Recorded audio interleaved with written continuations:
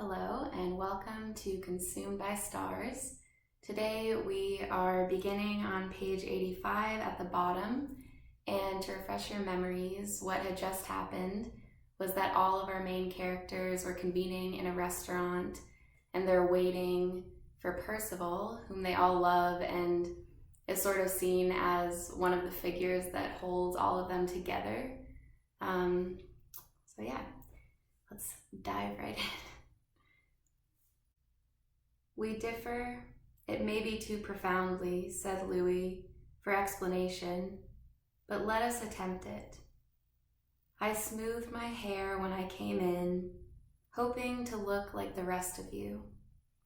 But I cannot, for I am not single and entire as you are. I have lived 1,000 lives already. Every day I unbury, I dig up. I find relics of myself in the sand that women made thousands of years ago when I heard songs by the Nile and the chained beast stamping. What you see beside you, this man, this Louis, is only the cinders and refuse of something once splendid. I was an Arab prince.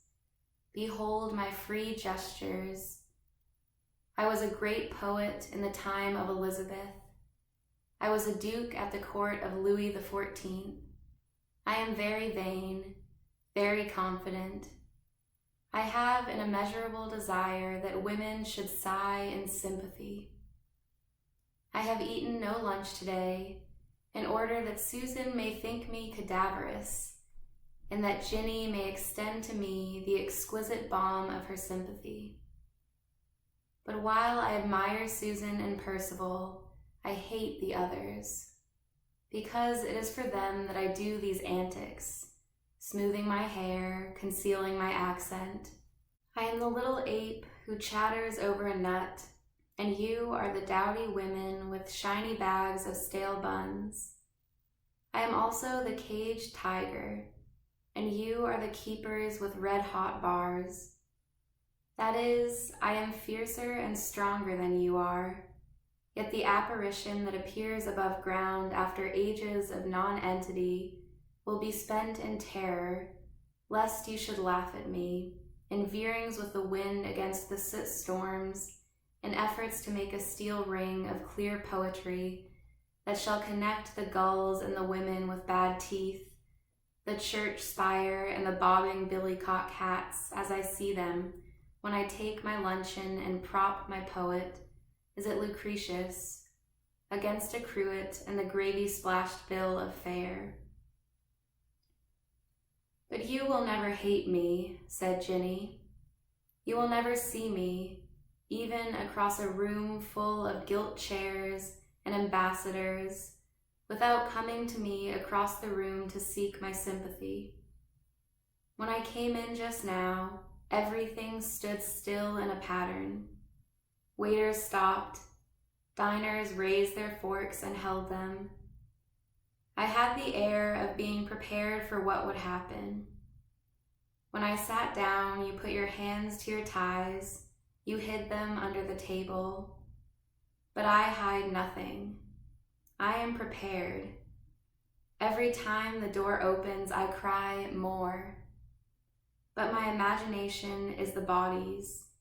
I can imagine nothing beyond the circle cast by my body. My body goes before me, like a lantern down a dark lane, bringing one thing after another out of darkness into a ring of light. I dazzle you. I make you believe that this is all. But when you stand in the door, said Neville, you inflict stillness, demanding admiration, and that is a great impediment to the freedom of intercourse. You stand in the door making us notice you, but none of you saw me approach. I came early, I came quickly and directly here to sit by the person whom I love. My life has a rapidity that yours lack. I am like a hound on the scent. I hunt from dawn to dusk.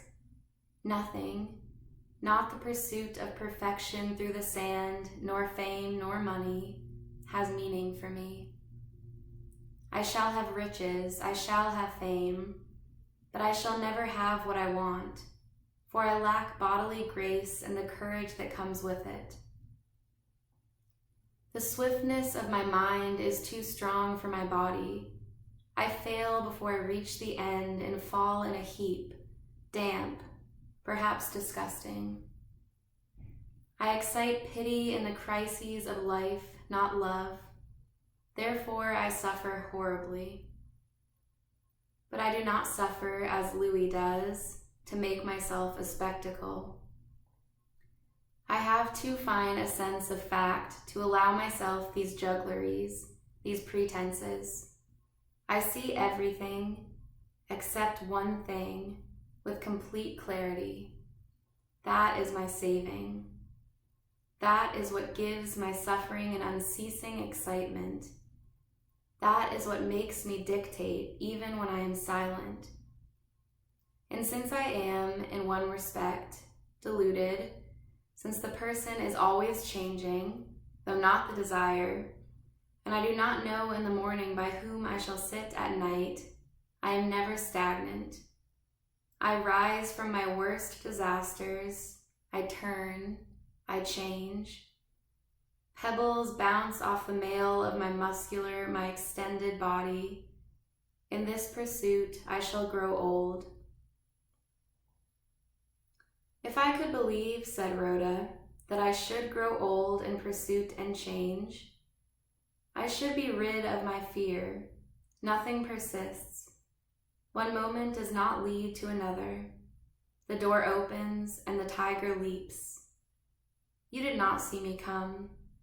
I circled round the chairs to avoid the horror of the spring. I am afraid of you all. I am afraid of the shock of sensation that leaps upon me, because I cannot deal with it as you do. I cannot make one moment merge into the next. To me, they are all violent, all separate. And if I fall under the shock of that leap of the moment, you will be on me, tearing me to pieces. I have no end in view. I do not know how to run minute to minute and hour to hour, solving them by some natural force until they make the whole an indivisible mass that you call life. Because you have an end in view, one person is it, to sit beside, an idea is it, your beauty is it. I do not know. Your days and hours pass like the boughs of forest trees and the smooth green of forest rides to a hound running on the scent. But there is no single scent, no single body for me to follow, and I have no face. I am like the foam that races over the beach or the moonlight that falls arrow-like here on a tin can, here on a spike of the mailed sea holly, or a bone, or a half-eaten boat. I am whirled down caverns and flap like paper against endless corridors, and must press my hand against the wall to draw myself back. But since I wish above all things to have lodgment, I pretend, as I go upstairs lagging behind Ginny and Susan to have an end in view. I pull on my stockings as I see them pull on theirs. I wait for you to speak, and then speak like you. I am drawn here across London to a particular spot, to a particular place, not to see you or you or you, but to light my fire at the general blaze of you who live wholly, indivisibly, and without caring. When I came into the room tonight, said Susan, I stopped. I peered about like an animal with its eyes near to the ground. The smell of carpets and furniture and scent disgusts me. I like to walk through the wet fields alone, or to stop at a gate and watch my setter nose in a circle, and to ask, where is the hare? I like to be with people who twist herbs and spit into fire and shuffle down long passages in slippers like my father. The only sayings I understand are cries of love, hate, rage, and pain. This talking is undressing an old woman whose dress has seemed to be a part of her, but now, as we talk, she turns pinkish underneath and has wrinkled thighs and sagging breasts. When you are silent, you are again beautiful. I shall never have anything but natural happiness. It will almost content me. I shall go to bed tired. I shall lie like a field bearing crops in rotation. In the summer heat will dance over me. In the winter I shall be cracked with cold. But heat and cold will follow each other naturally, without my willing or unwilling. My children will carry me on, their teething, their crying, their going to school and coming back will be like the waves of the sea under me. No day will be without its movement. I shall be lifted higher than any of you on the backs of the seasons. I shall possess more than Ginny, more than Rhoda by the time I die.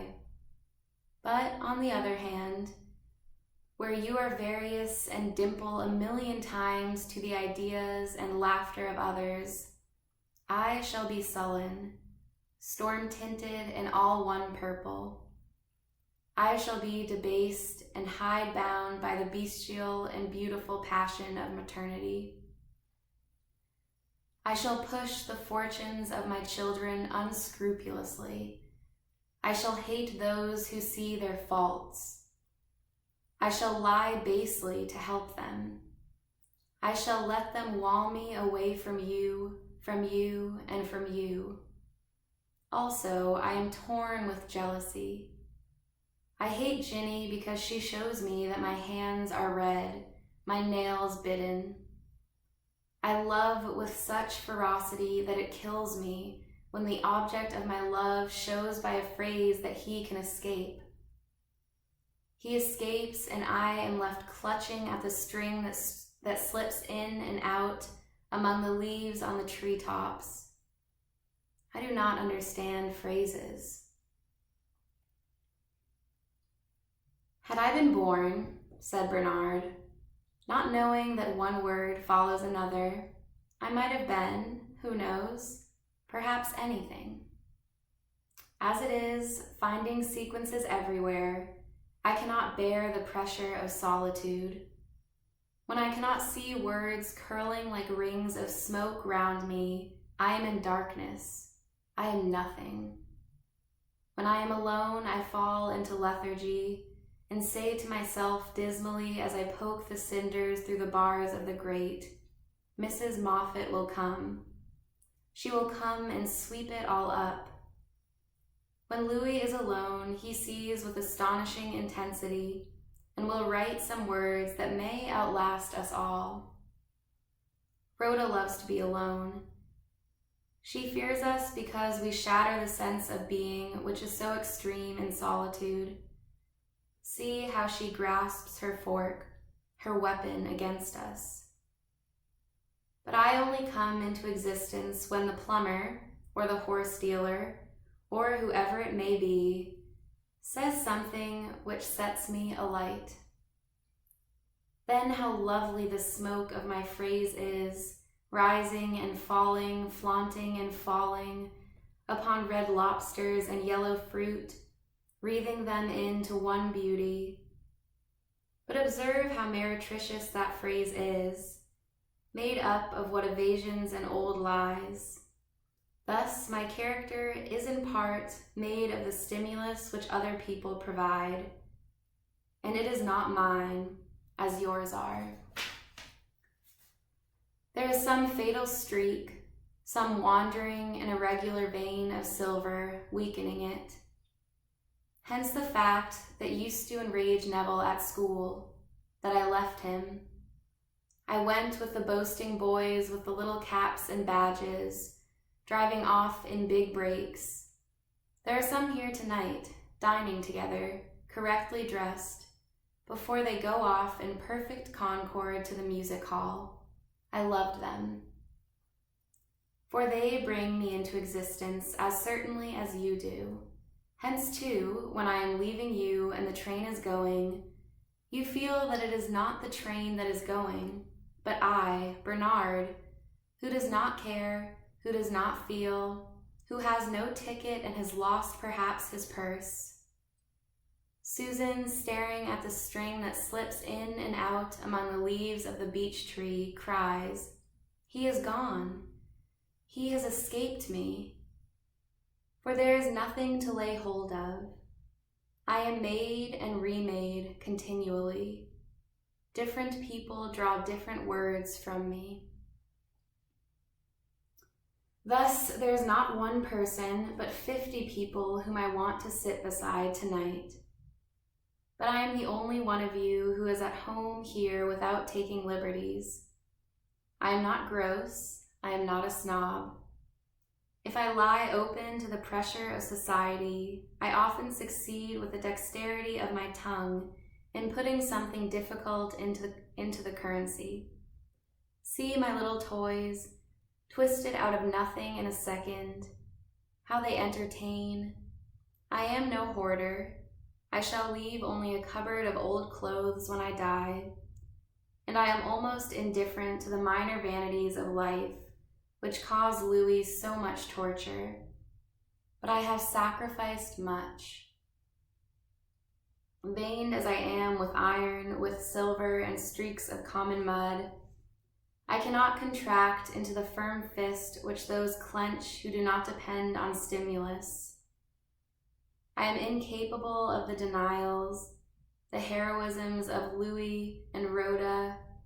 I shall never succeed, even in talk, in making a perfect phrase, but I shall have contributed more to the passing moment than any of you. I shall go into more rooms, more different rooms than any of you. But because there is something that comes from outside and not from within, I shall be forgotten. When my voice is silent, you will not remember me, save as the echo of a voice that once breathed the fruit into phrases. Look, said Rhoda. Listen. Look how the light becomes richer, second by second, and bloom and ripeness lie everywhere, and our eyes, as they range round this room with all its tables, seem to push through curtains of color, red, orange, umber, and queer ambiguous tints, which yield like veils and close behind them, and one thing melts into another. Yes, said Ginny, our senses have widened. Membranes, webs of nerve that lay white and limp, have filled and spread themselves and float round us like filaments, making the air tangible and catching in them faraway sounds unheard before. The roar of London, said Louis, is round us. Motor cars, vans, omnibuses pass and repass continuously. All are merged in one turning wheel of single sound. All separate sounds, wheels, bells, the cries of drunkards, of merrymakers, are churned into one sound, steel blue, circular. Then a siren hoots. At that shores slip away, chimneys flatten themselves, the ship makes for the open sea. Percival is going, said Neville. We sit here surrounded, lit up, many-colored. All things, hands, curtains, knives, and forks, other people dining, run into each other. We are walled in here, but India lies outside. I see India, said Bernard. I see the low, long shore, I see the tortuous lanes of stamped mud that lead in and out among ramshackle pagodas. I see the gilt and crenellated buildings which have an air of fragility and decay, as if they were temporarily run up, buildings in some oriental exhibition. I see a pair of bullocks who drag a low cart along the sun-baked road. The cart sways incompetently from side to side. Now one wheel sticks in the rut, and at once innumerable natives in loincloths swarm round it, chattering excitedly. But they do nothing. Time seems endless, ambition vain. Over all broods a sense of the uselessness of human exertion. There are strange sour smells. An old man in a ditch continues to chew and to contemplate his navel. But now behold Percival advances. Percival rides a flea-bitten mare and wears a sun helmet. By applying the standards of the West, by using the violent language that is natural to him, the bullock cart is righted in less than 5 minutes. He rides on, the multitude cluster round him, regarding him as if he were what indeed he is, a god. Unknown, with or without a secret, it does not matter, said Rhoda. He is like a stone fallen into a pond round which minnows swarm. Like minnows, we who have been shooting this way, that way, all shot round him when he came. Like minnows, conscious of the presence of a great stone, we undulate and eddy contentedly. Comfort steals over us. Gold runs in our blood. 1, 2, 1, 2. The heart beats in serenity, in confidence, in some trance of well-being, in some rapture of benignity. And look, the outermost parts of the earth, pale shadows on the utmost horizon, India, for instance, rise into our purview. The world that has been shriveled rounds itself. Remote provinces are fetched up out of darkness. We see muddy roads, twisted jungles, swarms of men, and the vulture that feeds on some bloated carcass, as within our scope, part of our proud and splendid province, since Percival, riding alone on a flea-bitten mare, advances down a solitary path, has his camp pitched among desolate trees, and sits alone, looking at the enormous mountains. It is Percival, said Louis, sitting silent as he sat among the tickling grasses when the breeze parted the clouds and they formed again, who makes us aware that these attempts to say, I am this, I am that, which we make, coming together like separated parts of one body and soul, are false. Something has been left out from fear. Something has been altered from vanity. We have tried to accentuate differences. From the desire to be separate, we have laid stress upon our faults and what is particular to us. But there is a chain whirling round, in a steel blue circle beneath. It is hate, it is love, said Susan. That is the furious, coal-black stream that makes us dizzy if we look down into it. We stand on a ledge here, but if we look down, we turn giddy. It is love, said Ginny. It is hate, such as Susan feels for me, because I kissed Louis once in the garden. Because equipped as I am, I make her think when I come in, my hands are red, and hide them, that our hatred is almost indistinguishable from our love. Yet these roaring waters, said Neville, upon which we build our crazy platforms, are more stable than the wild, the weak, and inconsequent cries that we utter when, trying to speak, we rise. When we reason and jerk out these false sayings, I am this, I am that. Speech is false. But I eat. I gradually lose all knowledge of particulars as I eat. I am becoming weighed down with food, these delicious mouthfuls of roast duck, fitly piled with vegetables, following each other in exquisite rotation of warmth, weight, sweet and bitter, past my palate, down my gullet, into my stomach, have stabilized my body. I feel quiet, gravity, control. All is solid now. Instinctively, my palate now requires and anticipates sweetness and lightness, something sugared and evanescent, and cool wine, fitting glove-like over those finer nerves that seem to tremble from the roof of my mouth and make it spread, as I drink, into a domed cavern, green with vine leaves, musk-scented, purple with grapes. Now I can look steadily into the mill race that foams beneath. But what particular name are we to call it? Let Rhoda speak, whose face I see reflected mistily in the looking-glass opposite.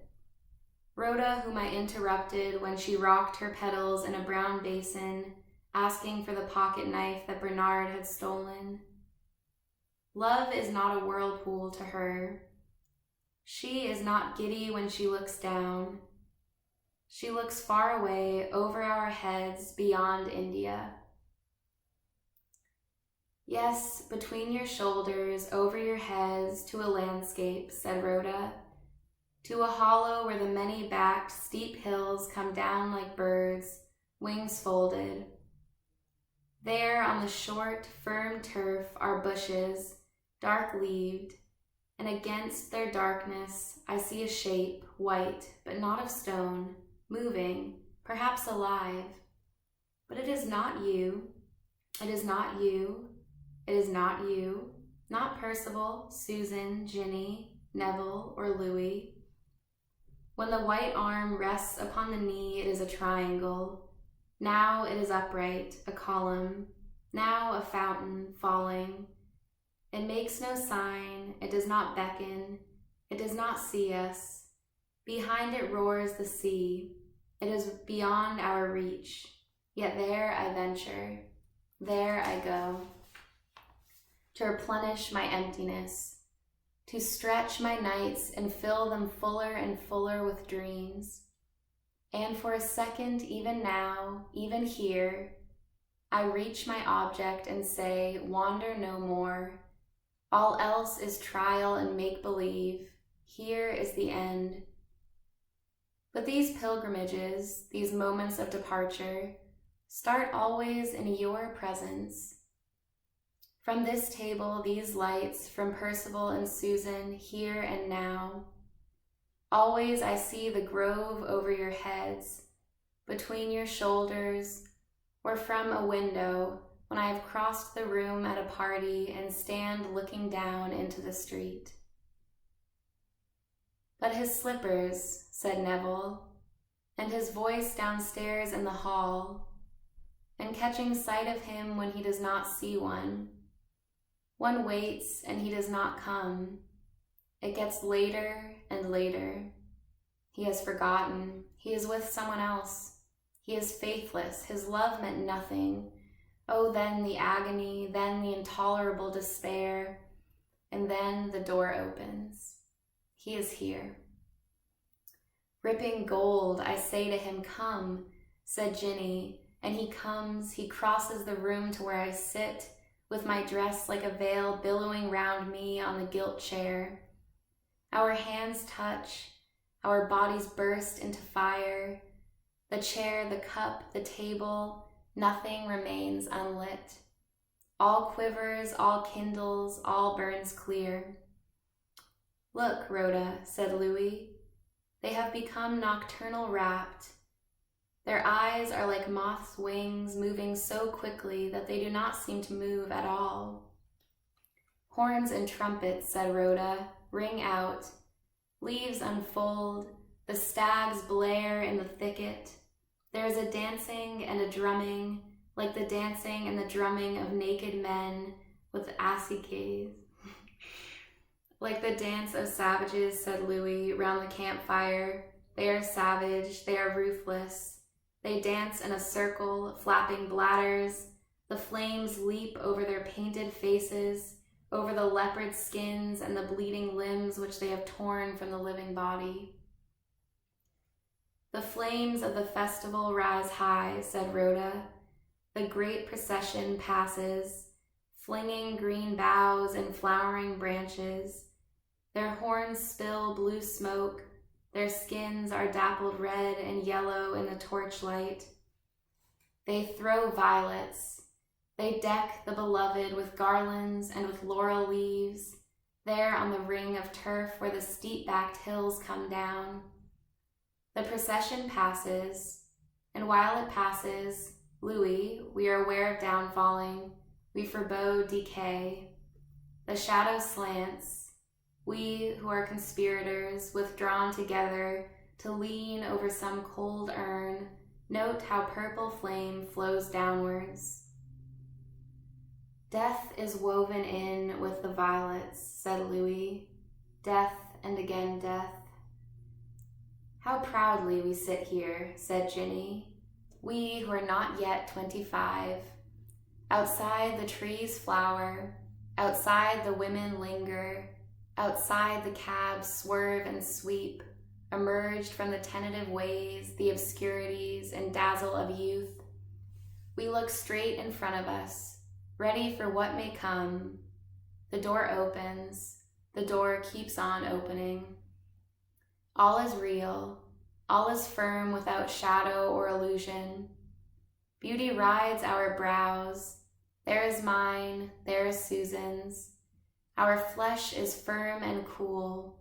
Our differences are clear-cut as the shadows of rocks in full sunlight.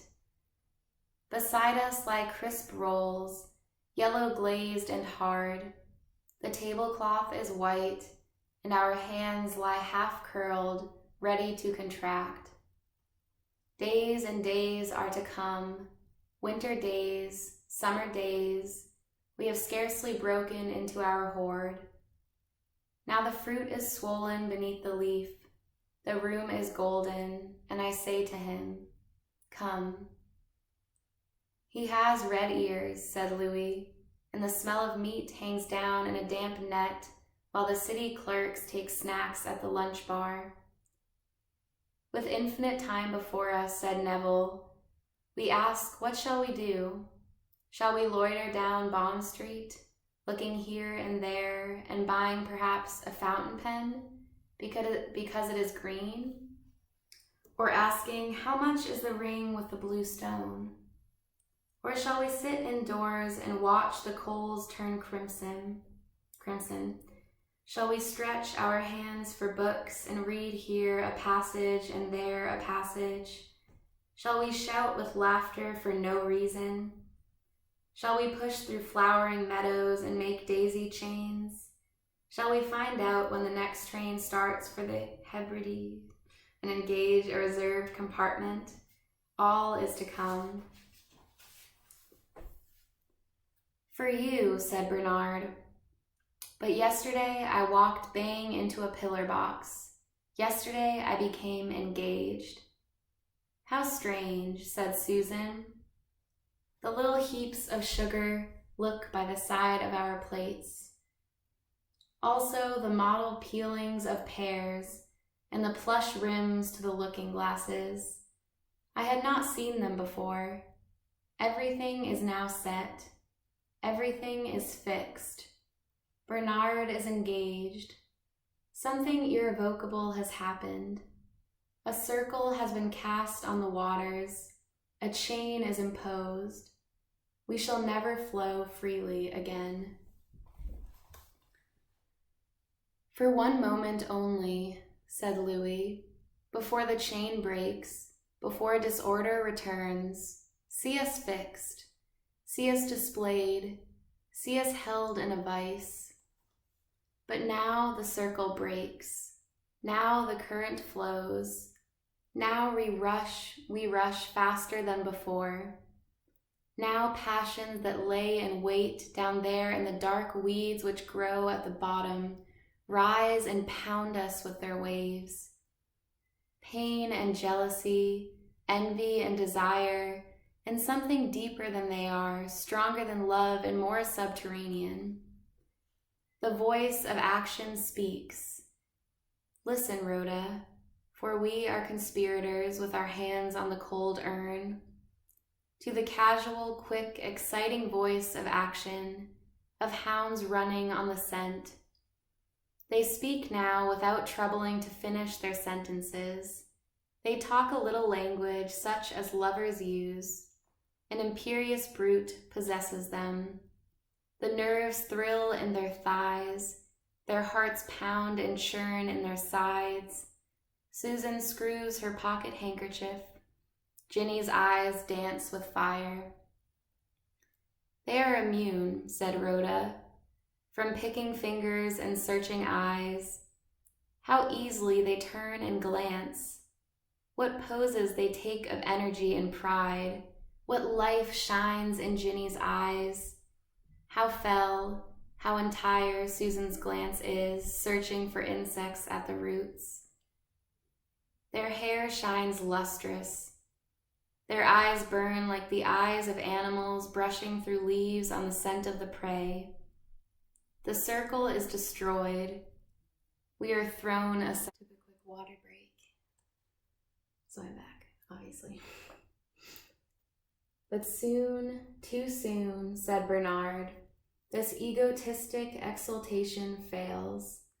Too soon the moment of ravenous identity is over, and the appetite for happiness and still more happiness is glutted. The stone is sunk. The moment is over. Round me there spreads a wide margin of indifference. Now open in my eyes 1,000 eyes of curiosity. Anyone now is at liberty to murder Bernard, who is engaged to be married, so long as they leave untouched this margin of unknown territory, this forest of the unknown world. Why, I ask, whispering discreetly, do women dine alone together there? Who are they? And what has brought them on this particular evening to this particular spot? The youth in the corner, judging from the nervous way in which he puts his hand from time to time to the back of his head, is from the country. He is suppliant, and so anxious to respond suitably to the kindness of his father's friend, his host, that he can scarcely enjoy now what he will enjoy very much at about 11:30 tomorrow morning. I have also seen that lady powder her nose 3 times in the midst of an absorbing conversation, about love, perhaps, about the unhappiness of their dearest friend, perhaps. Ah, but the state of my nose, she thinks, and out comes her powder puff, obliterating in its passage all the most fervent feelings of the human heart. There remains, however, the insoluble problem of the solitary man with the eyeglass, of the elderly lady drinking champagne alone. Who and what are these unknown people? I ask. I could make a dozen stories of what he said, of what she said. I can see a dozen pictures. But what are stories? Toys I twist, bubbles I blow, one ring passing through another. And sometimes I begin to doubt if there are stories. What is my story? What is Rhoda's? What is Neville's? There are facts, as, for example, the handsome young man in the gray suit, whose reserve contrasted so strangely with the loquacity of others, now brushes of the others, now brushed the crumbs from his waistcoat, and with a characteristic gesture, at once commanding and benign, made a sign to the waiter, who came instantly, and returned a moment later with a bill discreetly folded upon a plate. That is the truth. That is a fact, but beyond it all is darkness and conjecture. Now once more, said Louis, as we are about to part, having paid our bill, the circle in our blood, broken so often, so sharply, for we are so different, closes in a ring. Something is made.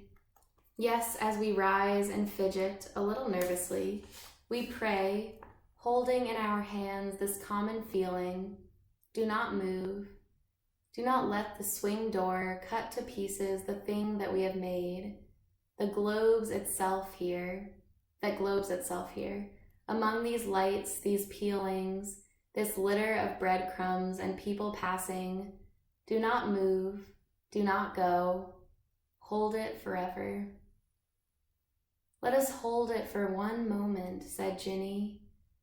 Love, hatred, by whatever name we call it, this globe whose walls are made of Percival, of youth and beauty, and something so deep sunk within us that we shall perhaps never make this moment out of one man again. Forests and far countries on the other side of the world, said Rhoda, are in it, seas and jungles, the howlings of jackals and moonlight falling upon some high peak where the eagle soars. Happiness is in it, said Neville, and the quiet of ordinary things, a table, a chair, a book with a paper knife stuck between the pages, and the petal falling from the rose, and the light flickering as we sit silent, or perhaps, bethinking us of some trifle, suddenly speak. Weekdays are in it, said Susan. Monday, Tuesday, Wednesday, the horses going up to the fields and the horses returning, the rooks rising and falling and catching the elm trees in their net, whether it is April, whether it is November. What is to come is in it, said Bernard. That is the last drop and the brightest that we let fall like some supernal quicksilver into the swelling and splendid moment created by us from Percival. What is to come? I ask, brushing the crumbs from my waistcoat. What is outside?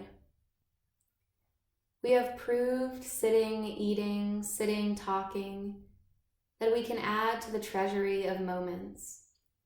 We are not slaves bound to suffer incessantly unrecorded petty blows on our bent backs.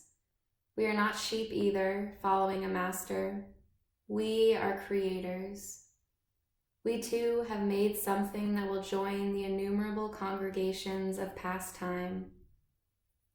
We too, as we put on our hats and push open the door, stride not into chaos, but into a world that our own force can subjugate and make part of the illumined and everlasting road.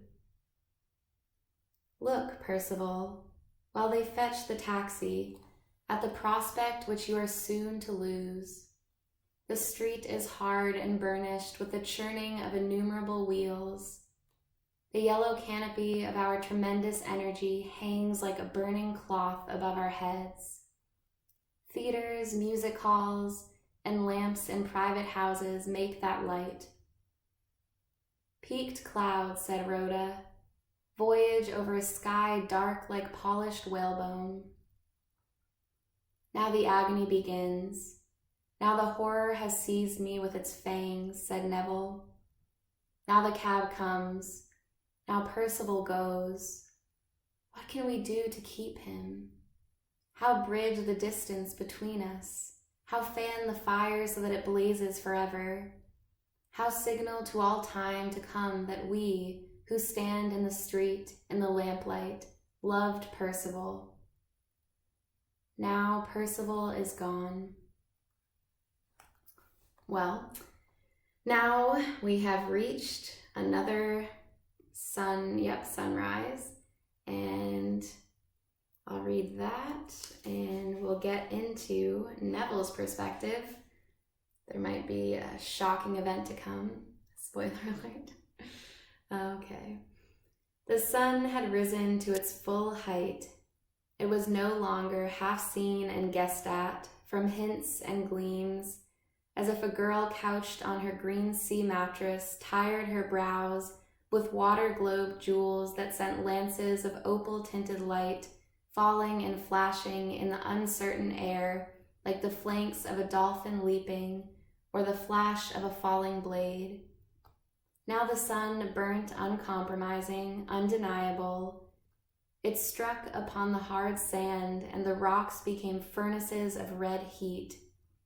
It searched each pool and caught the minnow hiding in the cranny, and showed the rusty cartwheel, the white bone, or the boot without laces stuck, black as iron in the sand.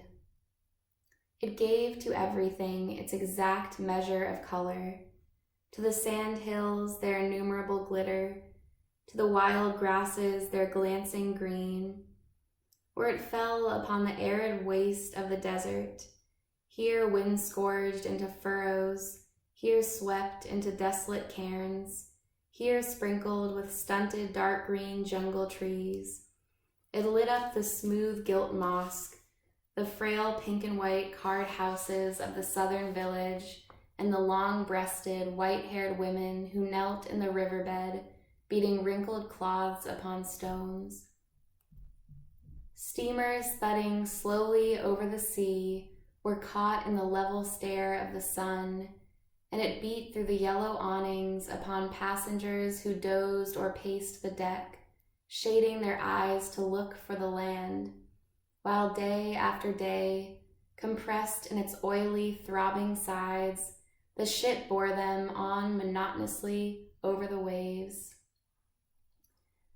The sun beat on the crowded pinnacles of southern hills and glared into deep, stony riverbeds where the water was shrunk beneath the high-slung bridge so that washerwomen kneeling on hot stones could scarcely wet their linen. And lean mules went picking their way among the chattering gray stones with panniers slung across their narrow shoulders. At midday, the heat of the sun made the hills gray as if shaved and singed in an explosion, while further north, in cloudier and rainier countries, hills smoothed into slabs as with the back of a spade had a light in them, as if a warder, deep within, went from chamber to chamber carrying a green lamp. Through atoms of gray-blue air, the sun struck at English fields and lit up marshes and pools, a white gull on a stake, the slow sail of shadows over blunt-headed woods and young corn and flowing hay fields. It beat on the orchard wall, and every pit and grain of the brick was silver-pointed, purple, fiery as if soft to the touch. As if touched, it must melt into hot-baked grains of dust. The currents hung against the wall in ripples and cascades of polished red. Plums swelled out their leaves, and all the blades of the grass were run together in one fluent green blaze. The tree's shadow was sunk to a dark pool at the root. Light descending in floods dissolved the separate foliation into one green mound. I heard a noise. The birds sang passionate songs addressed to one ear only, and then stopped. Bubbling and chuckling, they carry little bits of straw and twig to the dark knots in the higher branches of the trees. Gilt and purple, they perched in the garden where cones of laburnum and purple shook down gold and lilac.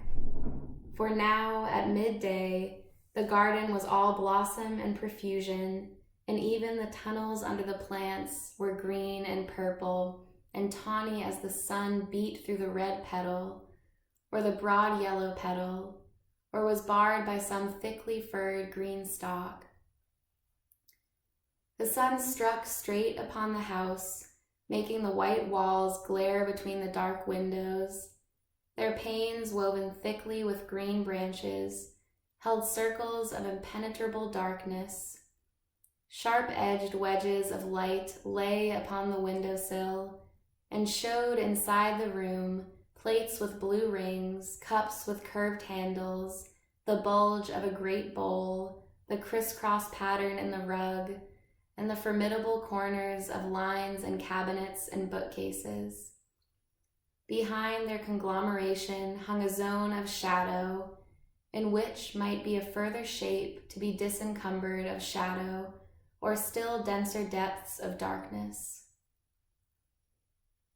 The waves broke and spread their waters swiftly over the shore. One after another they massed themselves and fell. The spray tossed itself back with the energy of their fall. The waves were steeped deep blue, save for a pattern of diamond-pointed light on their backs, which rippled as the backs of great horses ripple with muscles as they move.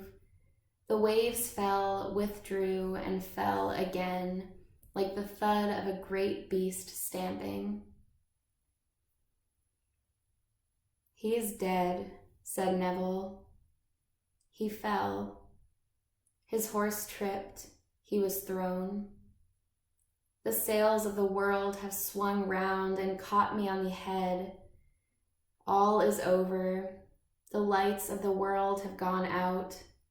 There stands the tree which I cannot pass. Oh, to crumple this telegram in my fingers,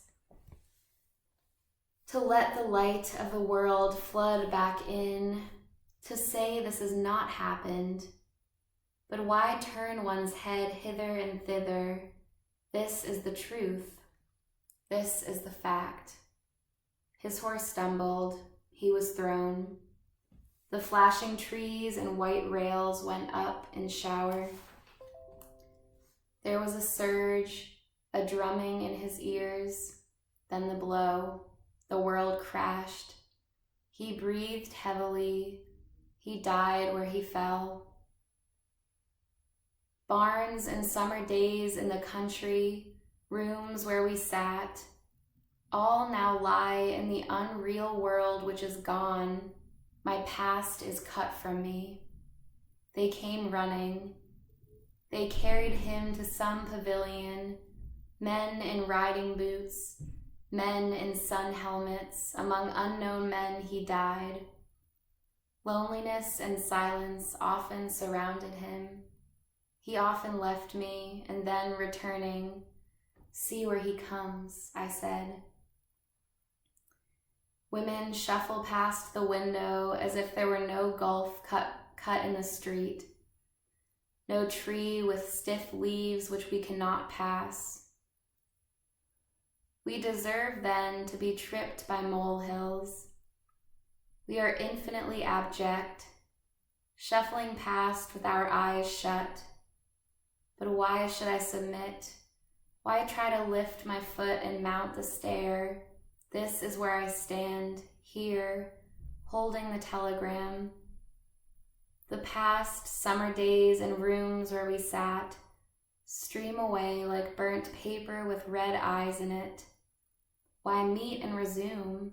Why talk and eat and make up other combinations with other people? From this moment I am solitary. No one will know me now. I have 3 letters. I am about to play with a colonel, so no more. Thus he ends our friendship, shouldering his way through the crowd with a wave of his hand. This farce is worth no more formal celebration. Yet if someone had but said, "Wait," had pulled the strap 3 holes tighter, he would have done justice for 50 years and sat in court and ridden alone at the head of troops and denounced some monstrous tyranny and come back to us. Now I say there is a grinning, there is a subterfuge, there is something sneering behind our backs. That boy almost lost his footing as he leapt on the bus.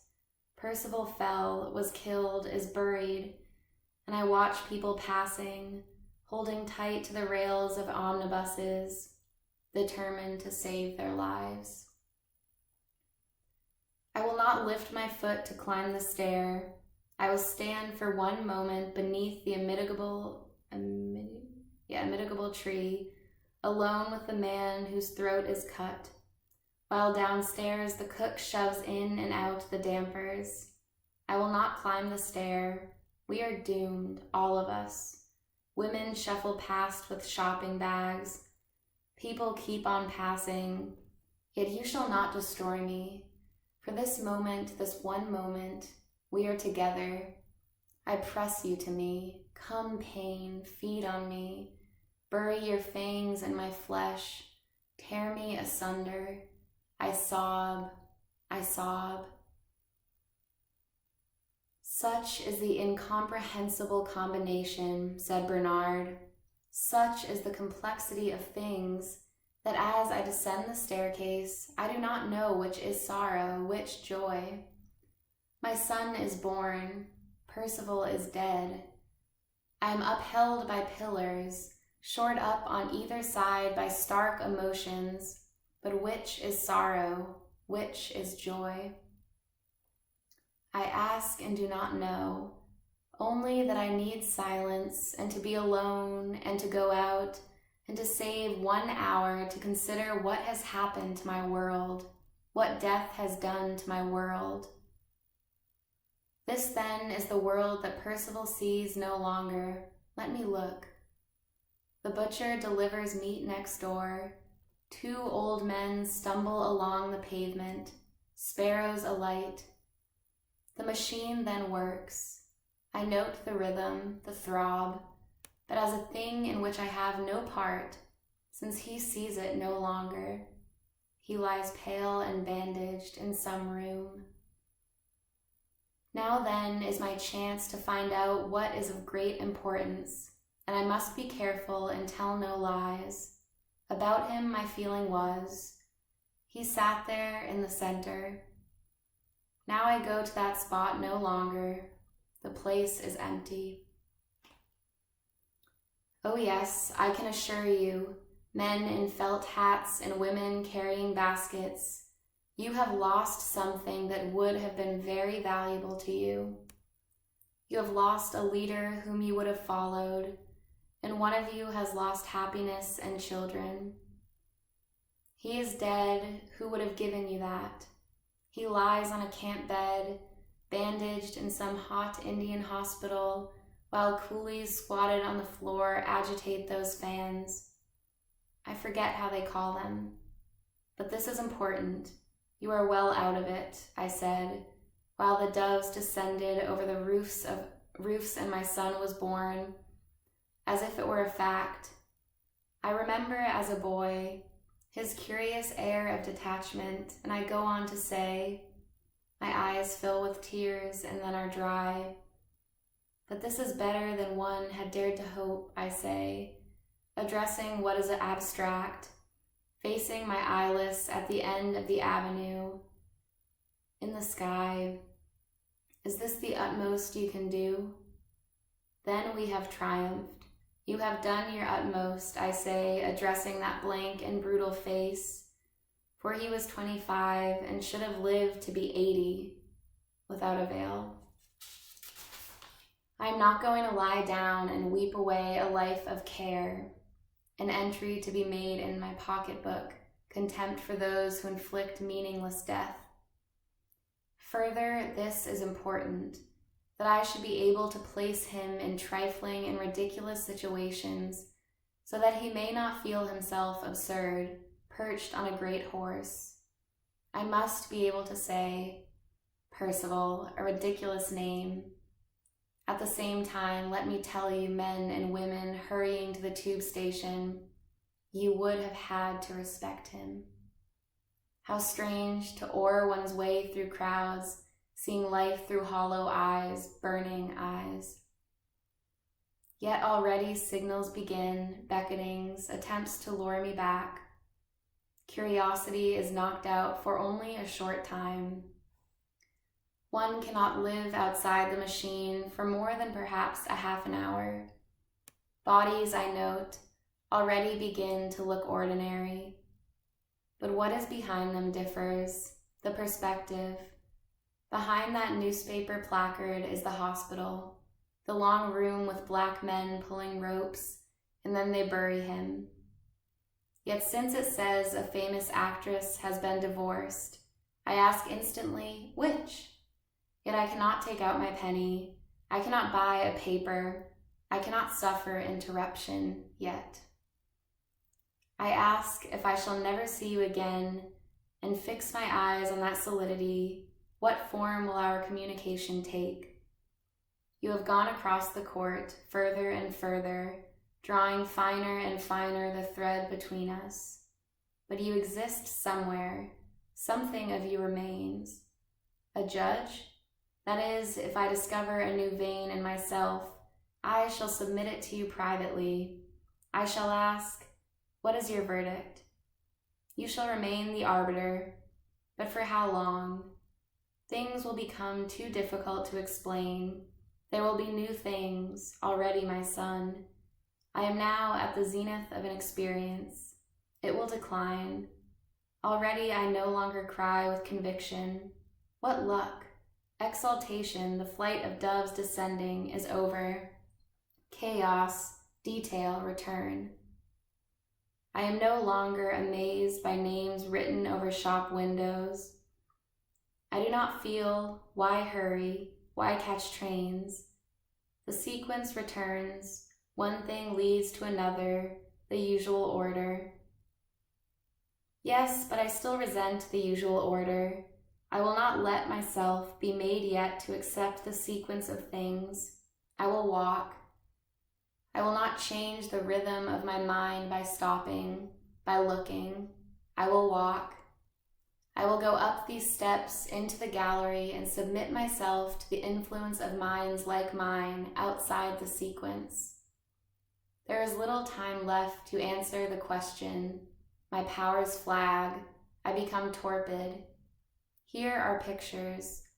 Here are cold Madonnas among their pillars. Let them lay to rest the incessant activity of the mind's eye, the bandaged head, the men with ropes, so that I may find something unvisual beneath. Here are gardens, and Venus among her flowers. Here are saints and blue Madonnas. Mercifully, these pictures make no reference. They do not nudge, they do not point. Thus they expand my consciousness of him and bring him back to me differently. I remember his beauty. Look where he comes, I said. Lines and colors almost persuade me that I too can be heroic. I who make phrases so easily am so soon seduced, love what comes next, and cannot clench my fist, but vacillate weakly, making phrases according to my circumstances. Now, through my own infirmity, I recover what he was to me, my opposite. Being naturally truthful, he did not see the point of these exaggerations, and was borne on by a natural sense of the fitting, was indeed a great master of the art of living, so that he seems to have lived long, and to have spread calm round him, indifference one might almost say, certainly to his own advancement, save that he had also a great compassion.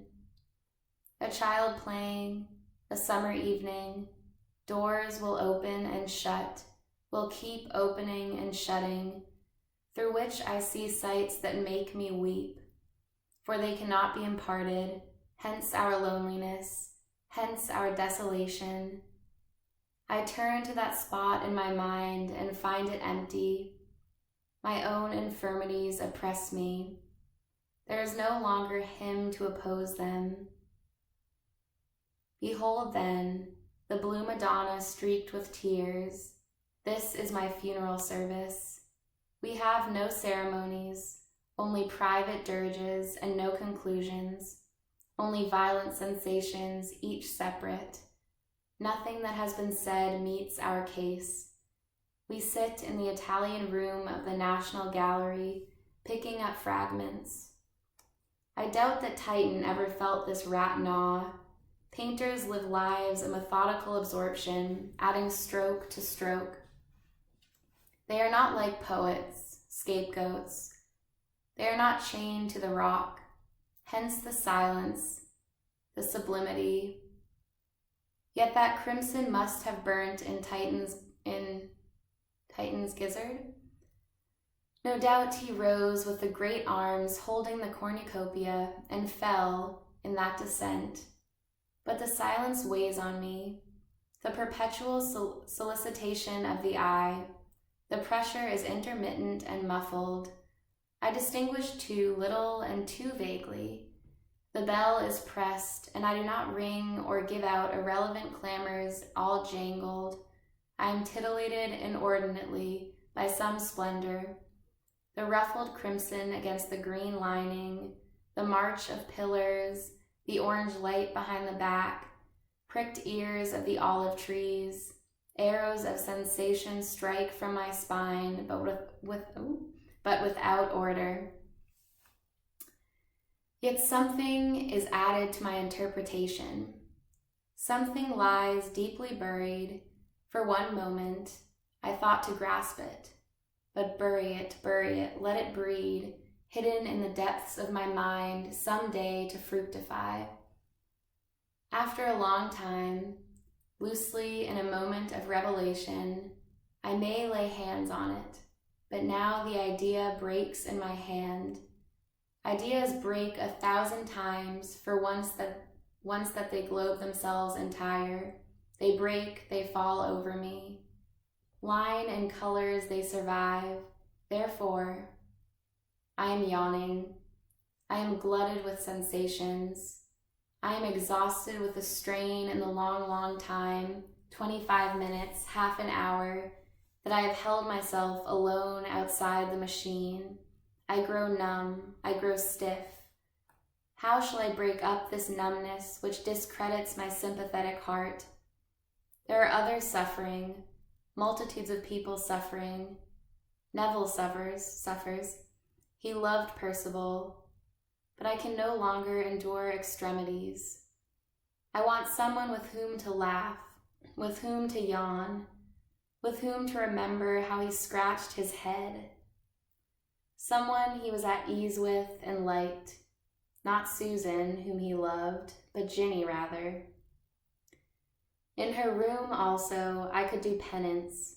I could ask, "Did he tell you how I refused him when he asked me to go to Hampton Court that day?"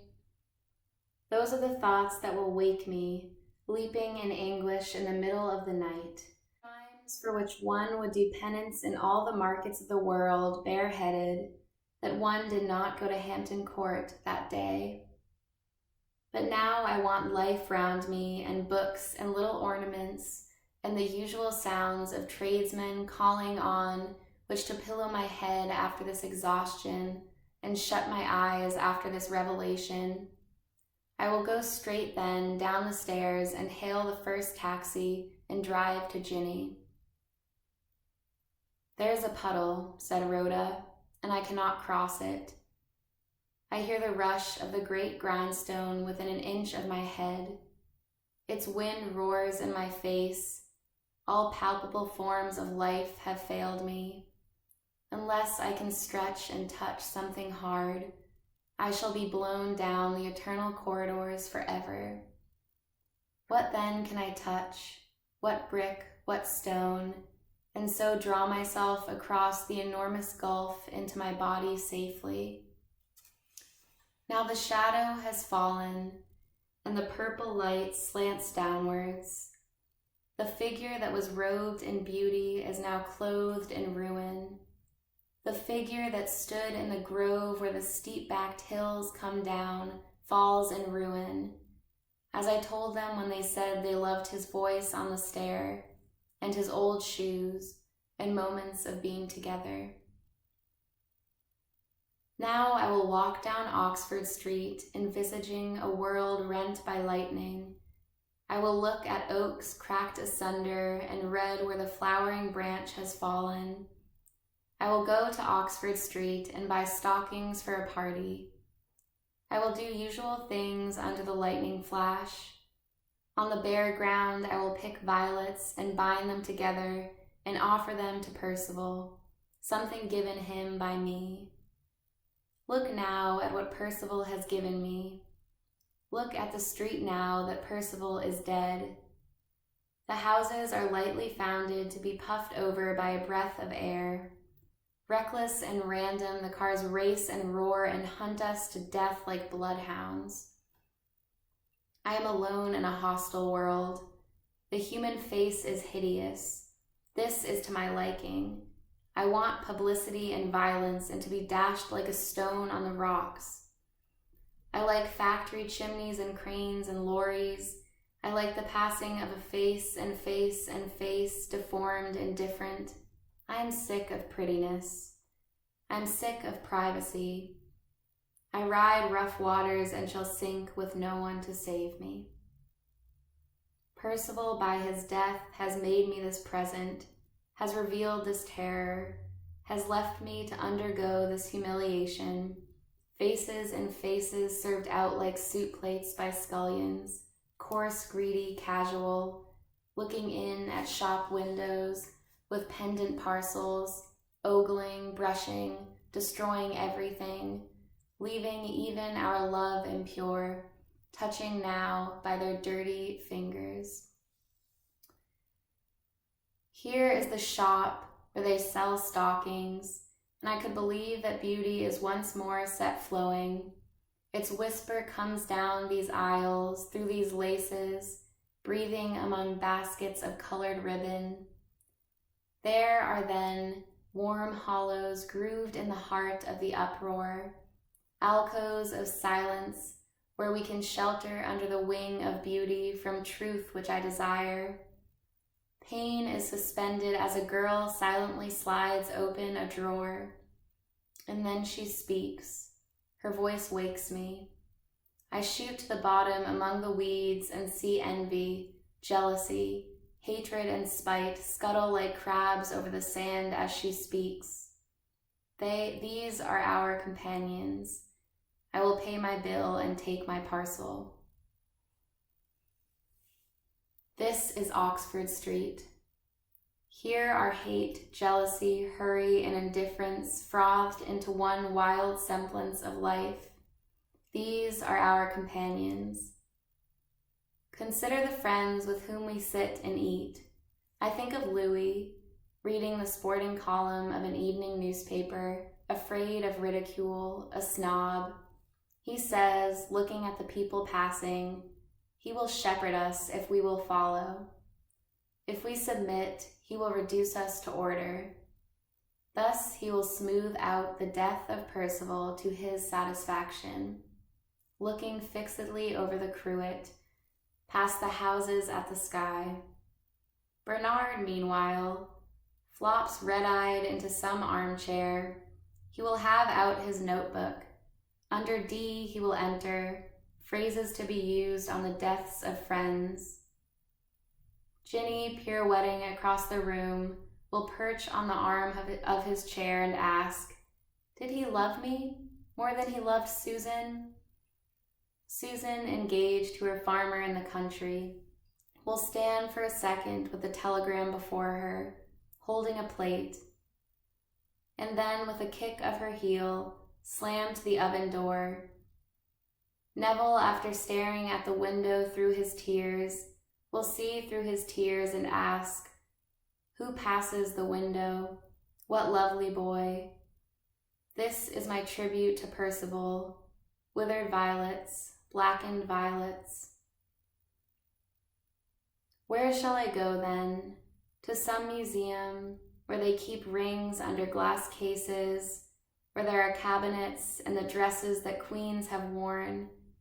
Or shall I go to Hampton Court and look at the red walls and the courtyards and the seemliness of herded yew trees making black pyramids symmetrically on the grass among flowers? There shall I recover beauty and impose order upon my raked, my disheveled soul. But what can one make in loneliness? Alone I should stand on the empty grass and say, "Rooks fly." Somebody passes with a bag. There is a gardener with a wheelbarrow. I should stand in a queue and smell sweat and scent as horrible as sweat, and be hung with other people like a joint of meat among other joints of meat. Thank you for tuning in to Consumed by Stars. I hope you enjoyed. I think that the restaurant scene might be one of my top 5 moments of the entire book. So again, if anyone wants to talk to me about that scene or anything in the book, please reach out. I would love that. I'll see you again soon. Goodbye.